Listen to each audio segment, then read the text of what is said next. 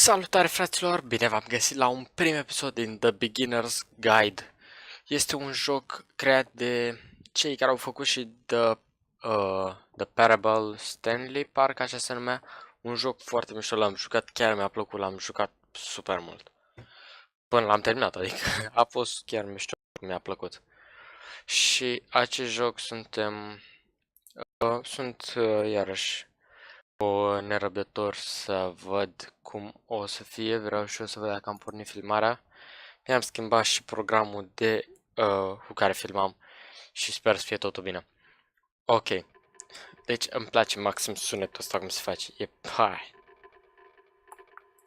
Ok, hai să începem jocul. Nu știu prea multe despre ele, doar mi-a plăcut conceptul și să fiu sigur că audio e on. E on.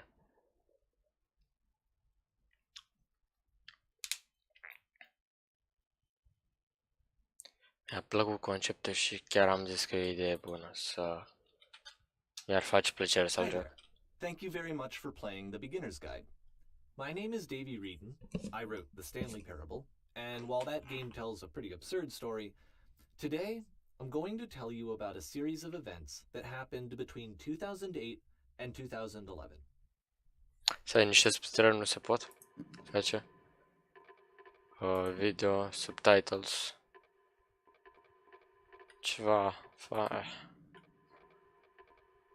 Adică eu înțeleg și fără subtitrări, dar... Ok, suntem în 2008, în octombrie 2008 și aceasta este vocea creatorului care a făcut și primul joc, The Stanley Parable. Și... hai să ascultăm. We're going to look at the games made by a friend of mine named Coda. Now, these games mean a lot to me. I met Coda in early 2009 at a time when I was really struggling with some personal stuff, and his work pointed me in a very powerful direction. I found it to be a good reference point for the kinds of creative works that I wanted to make.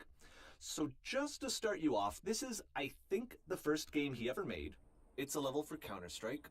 You can walk around here, by the way. And mostly it's just Coda learning the basics of building a 3D environment. Ok, el s-a întâlnit în 2009 cu un băiat pe nume Coda, un prieten al lui, și acesta era pasionat de informatică, să facă jocuri. Asta a fost primul lui joc. A fost o hartă 3D pentru 1.6, din câte am înțeles, CS 1.6. Și cam așa arăta. He then scatters these colorful abstract blobs and impossible floating crates around the level. And of course, it destroys the illusion that this actually is a desert town, and instead this level becomes a kind of calling card from its creator. It's like a reminder that this video game was constructed by a real person. And it kind of makes you wonder, what was going through his head as he was building this?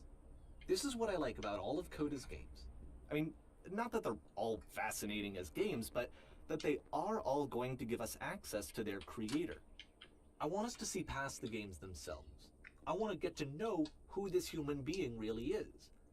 Ok, aici ne explica că printr-un joc noi ne putem da seama cu adevărat, putem ajunge la esența, la trăirile creatorului și te pun pe gânduri. Te poate pune pe gândul un joc. Să te gândești efectiv la ce a fost în mintea creatorului atunci când l-a conceput și făcut. And that's exactly what we're going to do here. Și chiar asta vom face. It's 2008. Coda starts making these games, and he never releases any of them. He doesn't put them onto the internet, he just makes them and then immediately abandons them, and they sit on his computer forever. And I think he really understood this image of himself as a recluse. At one point he jokingly renamed his computer's recycling bin to Important Games Folder. So, you know, this was just how he worked. He tended to crank them out one after the other without even really pausing to try to understand what he had just made, until suddenly one day, he just stopped. In 2011, that was it. He made his last game, and then he hasn't made another one since. And that's why I've taken this opportunity to gather all of his work together, is because I find his games powerful and interesting, and I'd like this collection to reach him, to maybe encourage him to start creating again. And if the people like you who play this also happen to find his work interesting, then I'm sure it'll just send that much stronger of a message of encouragement to Coda. So thanks for joining me on this. If you have a particular interpretation that I haven't mentioned here, or if you just need to get in touch, you can email me at daveywreden@gmail.com. Okay, that's about it for introduction. Let's take a look at Coda's first proper game. As each game is loading, I'll show you the date that it was completed. This first one was made in November 2008. Acest joc a fost făcut în noiembrie 2008, ăsta pe care îl jucăm acum. Toate jocurile de aici au fost făcute de Kodak, prietenul lui. Și gen, noi va trebui să ne dăm seama despre personalitatea lui și chestiile astea. 2 secunde că e mult prea tare sunetul. Așa ceva. Și vreau să dau de aici ăsta la maxim. Ca și voi să auziți exact ce aud și adică la fel de tare. Ok, așa cred că e bine. Nu, ar trebui un pic mai tare, pentru că deja nu-l mai aud pe ăla. Escape from Whisper, and it's one of the more generic games you'll see from Coda. Ok, este un joc la fel ca toate de până acum făcute de el. Putem trage, nu putem încărca arma. Și...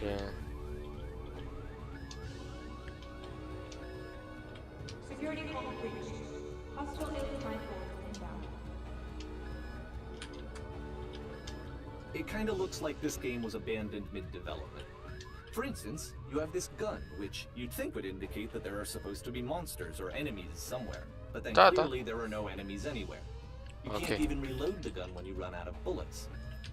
But ultimately we don't really know. Maybe Coda thought that actually it was complete the way that it is. And I think that we should talk about his games for what they are, rather than for what they're not. Enemy force neutralized. Begin ship evacuation. Ok, putem ieși pe aici. I love how you can see the bottom of the universe from this room. Da, chiar... Da, asta zice el că e frumos cum poți vedea capătul universului de pe acest geam.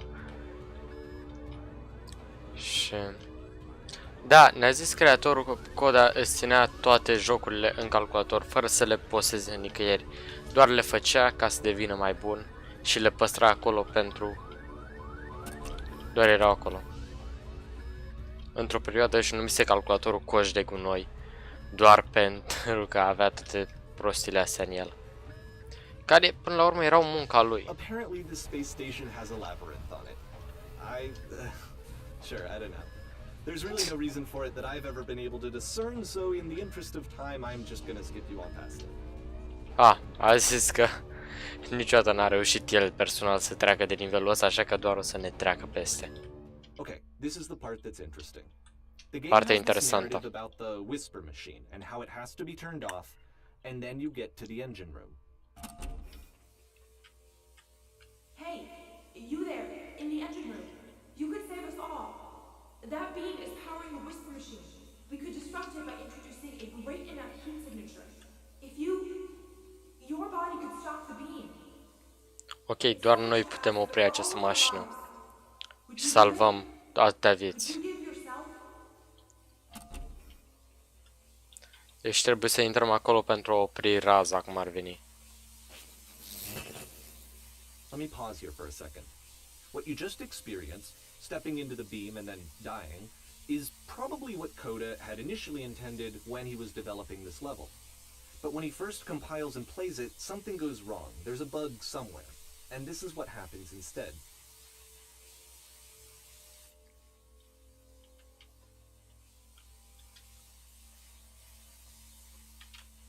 Ok, deci el voia ca asta să fie jocul. Când ne aruncăm acolo să murim, dar a apărut un bug și când facem chestia asta, de fapt suntem ridicați undeva. Și vedem tot labirintul de aici. The beam causes you to start floating. And this is an important moment for him. Because yes, this is technically a glitch, but Coda identifies something human about it. Like how small it makes you feel in the face of this larger chaotic system. Or this floating could be the afterlife, a peaceful place, juxtaposed against all of the hysteria that you've just had to traverse. I don't even know. I have no idea what he was thinking, but what's clear is that after making this, something lodges itself in his brain. He wants to do more of these really weird and experimental designs. So he stops work on this and moves on to a stream of tiny little games that go in all sorts of directions. Let's go ahead and take a look at the first game he made after leaving this one behind. Ok, următorul joc după ăsta. Acesta este. Și ne putem mișca. Nu, doar în spate. De ce ne putem... Trecutul a fost în spate. Ok, asta e destul de ciudat. Putem merge doar cu spatele în jocul ăsta, e ciudat. Așa erau făcute jocurile astea. Și ce? So it's a short and relatively minimalist experiment combining motion and narrative. It is less advanced than the previous game, but actually it seems to be more focused, more complete. Code is trying to give it a unique voice rather than simply basing it on a pre-existing trope. Ok, acolo în spate ne-a spus că trecutul nu poate fi schimbat. Și aici, dar nici viitorul nu poate fi văzut, ceea ce e destul de interesant. Și acum nu ne las să facem nimic, gen să trecem și noi. De ce continuă viitorul să se schimbe?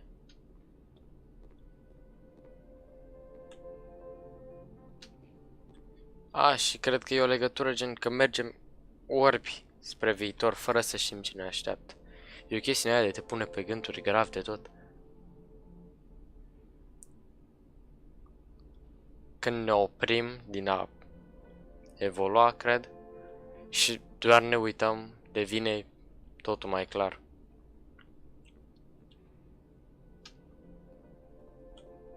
Ce zice aici? But if the future is always behind her. Dar dacă viitorul este mereu în spatele ei, cum va găsi puterea să îl confrunte? Să-l confrunte. Ok, ăsta a fost tot jocul.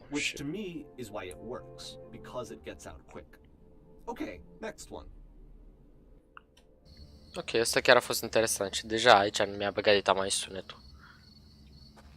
Merge să mă mișc și în față. Aoleo. Ok, doar în direcția asta pot să merg stânga-dreapta, n-am unde. You are now entering. Acum intrăm. Ok, nu e ca și când aș putea să văd ceva pe aici, în afară de drum. Asta a fost tot? Serios? Please be patient with me for a few more games and I promise you'll see what makes it interesting. Ok, asta a fost tot jocul. Acum e un joc din decembrie 2008. Oftentimes Coda would put bizarre titles like this one at the start of his games. I wish I'd known him at the time that he was making these early games. He would really only talk to me about his work as he was making it. Once he stopped work on a game, like, that was it. It was dead to him. And I don't agree with that at all, but... Ok, el după ce făcea un joc, îl considera mort și efectiv îl lăsa acolo pentru totdeauna și nu se mai întorcea niciodată la el. Și asta zice și creatorul jocului mare, cum ar veni, că nu e de acord cu această idee și nu îi se pare corect. Once you've been slowed to an absolute crawl, the door at the top of the stairs opens. So why, if Coda's not showing these games to anyone, why bother opening the door at all? Well, to show you, I'm modifying the game here so that when you press enter, it'll bring you back up to full speed so you can enter the door for yourself. Ok, în acest joc, ideea e că poți urca și cu cât urci mai mult, cu atât te încetinești mai mult. Însă, naratorul a modificat jocul și putem merge normal.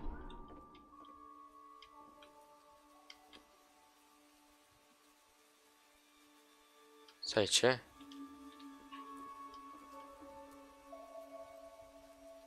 A room that's warm and nice and filled with little ideas for games.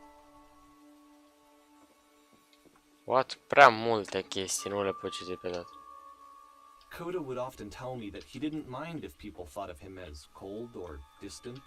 He said that he knew that he was actually a vibrant and compassionate person, but that it takes time to really see that. It can be a very slow climb to get there. Ok, deci el a pus toate chestiile astea aici, cu toate că niciodată nu și-a arătat un joc de-a lui cuiva. Deja suntem în 2009. N-a arătat niciun joc de-a lui cuiva care să poată să descopere ce e acolo. Doar el a făcut asta pentru el și n-ai putea ajunge niciodată acolo. Deci, e destul de ciudat. Gen, e ca și personalitatea lui. El însuși, nu știu, secretele lui, ceva gen. Well, this is new for Coda. It's an actual puzzle. Go ahead and see if you can solve it. Ok, asta e ceva nou pentru băiatul ăsta. Este un puzzle. Și ne-a zis naratorul să vedem dacă îl putem rezolva. Normal că îl putem rezolva.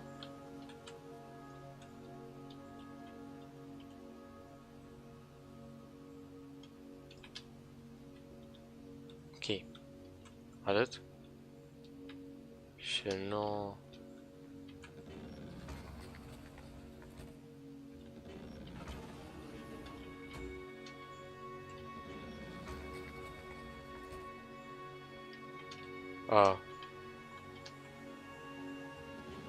Don't forget that solution, because we're going to see this puzzle again soon. We're going to see it a lot. Ok, să nu uităm această soluție, deoarece o să mai găsim acest puzzle de acum încolo foarte mult timp.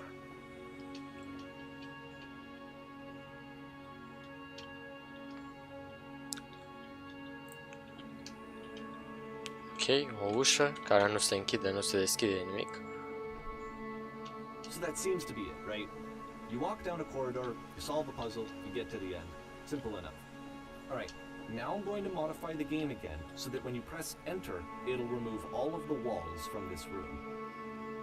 Ok, deci ăsta pare a fi tot jocul. Însă iarăși am modificat naratorul jocul pentru atunci când apăsăm enter să dispară toți pereții și să vedem ce se întâmplă. Sunteți pregătiți? Eu sunt. Wow. Wow. How about that? There was more to it than we had any way of knowing. I actually find it funny that this game comes after the stairs game, since they essentially convey the opposite idea. So, in the stairs game, a dull exterior concealed a rich interior. And then, in this level, a dull interior hides this fantastic outer world. Either way, I think that the point is the same, is that most of the time you don't get to know what you're missing, or even that you're missing anything. That's not your role as a player. So if your role here is not to understand, then what is it?